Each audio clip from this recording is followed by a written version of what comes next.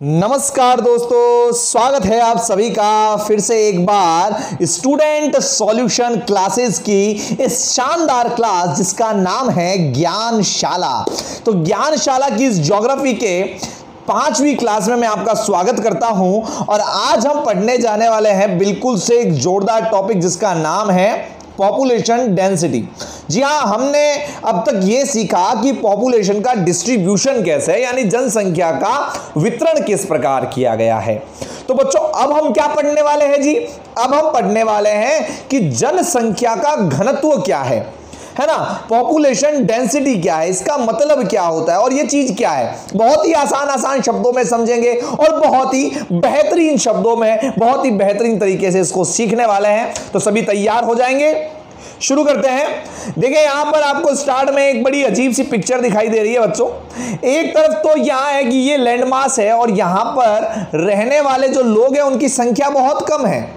उनकी जो संख्या है बच्चों बहुत ज्यादा कम है। हाँ, पेन चेंज कर लेते हैं। बिल्कुल, यहां पर रहने वाले लोगों की संख्या कम है और साथ ही साथ ये लैंडमास में रहने वाले लोग दूर दूर भी रहते हैं, पर landmass same to same landmass है, बट यहां पर बहुत सारे लोग रहते हैं।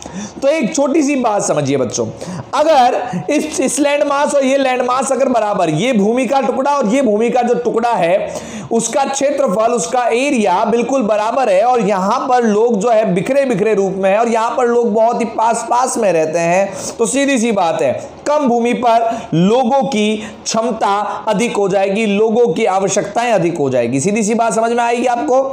तो भैया सर बताओ, जनसंख्या घनत्व किसे कहते हैं? तो समझ ले बेटा, जनसंख्या घनत्व किसे कहते हैं?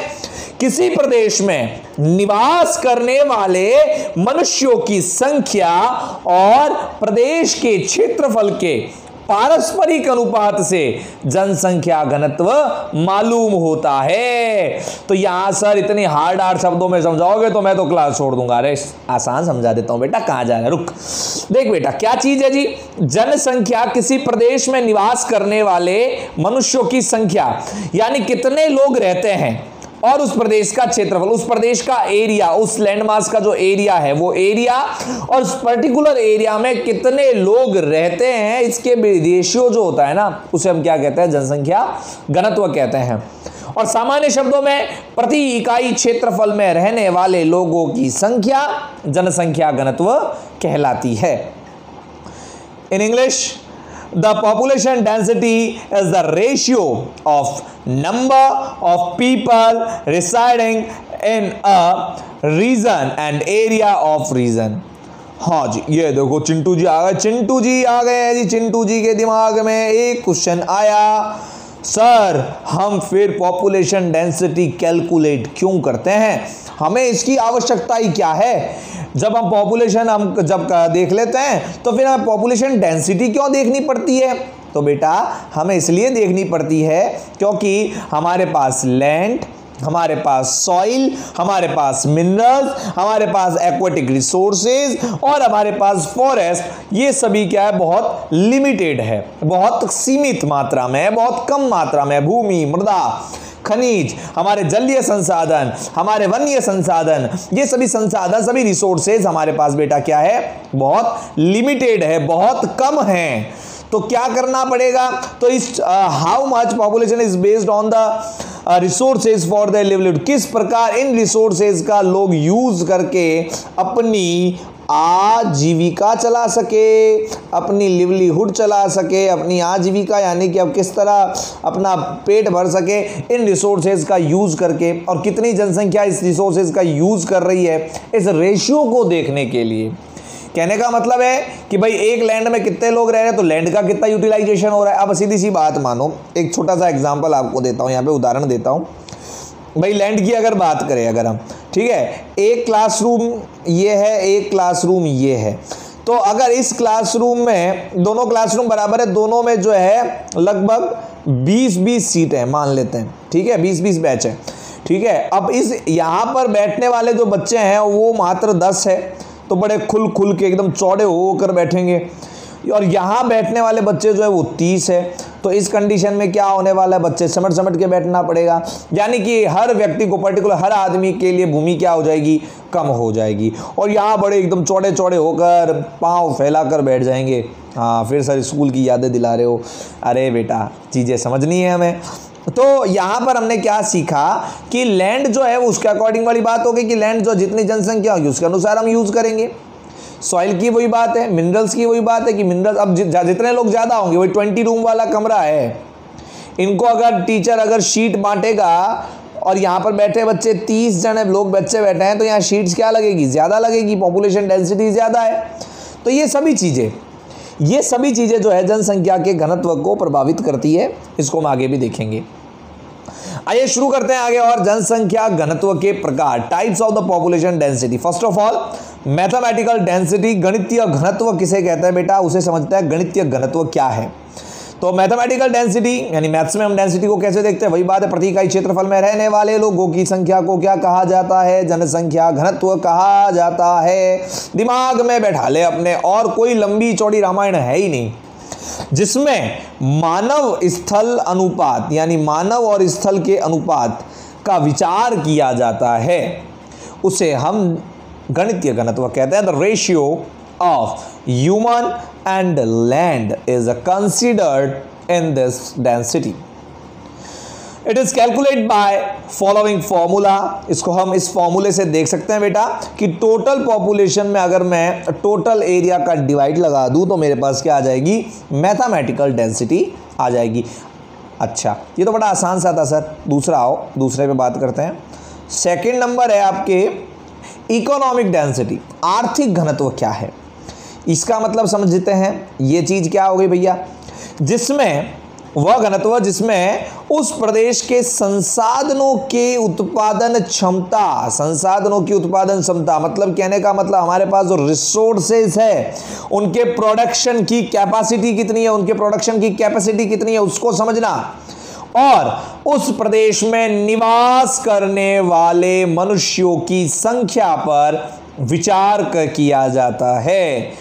और इसे ज्ञात करने के लिए हम सूत्र, यानी कि भाई हमारे पास जो रिसोर्सेज है, the productive capacity of resources, क्योंकि रिसोर्सेज की प्रोडक्टिव कैपेसिटी अगर ज्यादा होगी तो सीधी सी बात है वहां पर इकोनॉमिक डेवलपमेंट होगा कि नहीं होगा।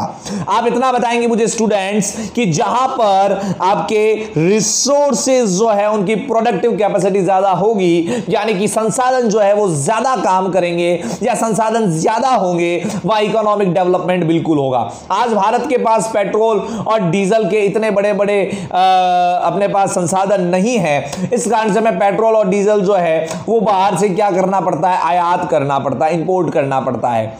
अगर हम बाहर से ले रहे हैं इस कारण हमारे पास संसाधन कम है, तो हम उस और हमारा इकोनॉमिक डेवलपमेंट कम होगा। वहीं पर अगर कोई संसाधन हमारा है, पूर्णतः हमारा है, हमारा पूरा अधिकार है उस संसाधन पर, तो सीधी सी बात है वहां पर इकोनॉमिक डेवलपमेंट क्या होगा बेटा, ज्यादा होगा। इतनी सी बात समझ में आएगी नहीं आई, सबको आ गई, बहुत बढ़िया। आगे चलते हैं। The productive capacity of resources of that region and people living on the region is considered in a economic density।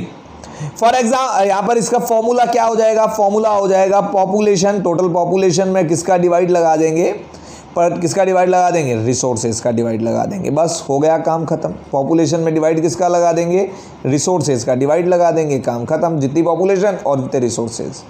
Clear है, आगे बढ़ते हैं। अगला जनसंख्या घनत्व का तीसरा प्रकार है कार्य घनत्व। इसको फिजियोलॉजिकल डेंसिटी और कल्टीवेटेड एरिया डेंसिटी भी कहा जाता है। कल्टीवेटेड एरिया डेंसिटी और फिजियोलॉजिकल डेंसिटी, और हिंदी में इसको बोलते हैं बेटा कार्य घनत्व। कार्य घनत्व क्या है, इससे एक नाम और इसका कृषि क्षेत्रीय घनत्व। ये क्या है, इसमें उस प्रदेश की खेती की जाने वाली भूमि, उस प्रदेश की खेती की जाने वाली भूमि और निवास करने वाले मनुष्यों की समस्त जनसंख्या का विचार किया जाता है। अब ये समझिए आप, मान लीजिए ये दो इलाके हैं, है ना, ये दो पार्ट है, ये पार्ट ए है और ये पार्ट बी है। थोड़ा सा यहाँ पर नहीं लेते हैं, थोड़ा नीचे लेते हैं ताकि आपको स्पष्ट रूप से समझ में आ सके। इस चीज़ को समझते हैं, यहाँ पर जगह है, यहाँ ले लेते हैं। मान लिया बच्चों कि ये पार्ट ए है, यहाँ पार्ट ये पार्ट बी है ना। ये ए कोई जगह, ये बी कोई जगह है। अब यहाँ की जो पॉपुलेशन है वो आप एक बार मान लो कि 2 करोड़ है और यहाँ की जो पॉपुलेशन है वो 5 करोड़ है, ठीक है। अब यहाँ पर जो कल्टीवेटेड एरिया है वो 1500 हेक्टेयर का एरिया है मान लिया, और यहाँ पर जो जो आपके कल्टीवेटेड एरिया है वो 3000 हेक्टेयर का है, ठीक है। अब यहाँ पर 2 करोड़ के लिए 1500 हेक्टेयर है और यहाँ 5 करोड़ के लिए 3000 हेक्टेयर है। देखने में तो भैया ये बराबर लग रहा है, बट आप इसको देखिए गौर से। 2 करोड़ में 1500 तो 4 करोड़ में कितना हो गया 3000, तो 5 में अपने आप ही क्या होगा 4 करोड़ से भी आपके 3 करोड़ से ज़्यादा होना चाहिए, जो कि यहाँ नहीं है। तो यहाँ पर क्या है, ये स्थिति बिल्कुल सही है। कहने का मतलब समझिए बच्चों, कहने का मतलब समझिए कि एक स्थान पर कृषि योग्य भूमि कितनी है, यानी खेती बाड़ी कितने स्थान पर की जाती है और उस पर डिपेंडेंट लोग कितने हैं, उसका जो रेशियो है उसे हम कार्य घनत्व के नाम से जानते हैं। उसे हम आपके फिजियोलॉजिकल डेंसिटी और कल्टीवेटेड एरिया डेंसिटी के नाम से जानते हैं। Land use for agriculture and people living on that land is considered in it. Formula क्या है, फॉर्मूला निकालना है population divided by cultivated area, कृषि योग्य क्षेत्र। अगला घनत्व क्या आ गया बेटा, अगला घनत्व आ गया कृषि घनत्व। अब ये क्या चीज़ है, agriculture density. What is agriculture density, जिसमें कृषि की जाने वाली भूमि के क्षेत्रफल और उसमें निवास करने वाली कृषक जनता का विचार किया जाता है, ठीक है। अब देखो भाई ये भूमि है, पहले तो हमने क्या की टोटल पॉपुलेशन ले ली, बट अब ये भूमि इतनी है जो खेती के लिए है और इस पर निवास करने वाली जो जनसंख्या है केवल इसके बारे में जहाँ विचार किया जाएगा उसे हम एग्रीकल्चरल डेंसिटी कह देंगे। समझ में आई ना, जिसमें कृषि की जाने वाली भूमि और उसके क्षेत्रफल तथा उसमें निवास करने वाली कृषक जनता का विचार किया जाता है। यह बात ध्यान देने की है कि इसमें प्रदेश की समस्त जनसंख्या का नहीं, केवल कृषि में लगी हुई जनसंख्या का उपयोग किया जाता है। ध्यान रहे, आपको नोट कर लीजिए इस बात को। क्या नोट करना है कि ये अगर एग्रीकल्चर डेंसिटी अगर अपने को निकालनी है तो इसका मतलब हमें क्या देखना पड़ेगा बेटा, हमें देखना पड़ेगा कि कृषि योग्य भूमि क्षेत्रफल और उसमें निवास करने वाली कृषक जनता का इसमें विचार किया जाता है। यह बात ध्यान देने की है कि इसमें प्रदेश की समस्त जनसंख्या का नहीं वरन केवल कृषि में लगी हुई जनसंख्या का उपयोग किया जाता है। आ गई सभी को बात समझ में, बहुत बढ़िया। आगे बढ़े। Area of land used for farming and people living in that area is considered in it. Total population of that area is not considered, but only that population is considered which is engaged in farming. Formula क्या हो जाएगा, population engaged in agriculture divided by area of land under farming. कौन सी population लेनी है, जो agriculture में already engaged है। अगले जनसंख्या घनत्व के बारे में बात करते हैं। अगला आता है आपके पोषण घनत्व, न्यूट्रिशन डेंसिटी।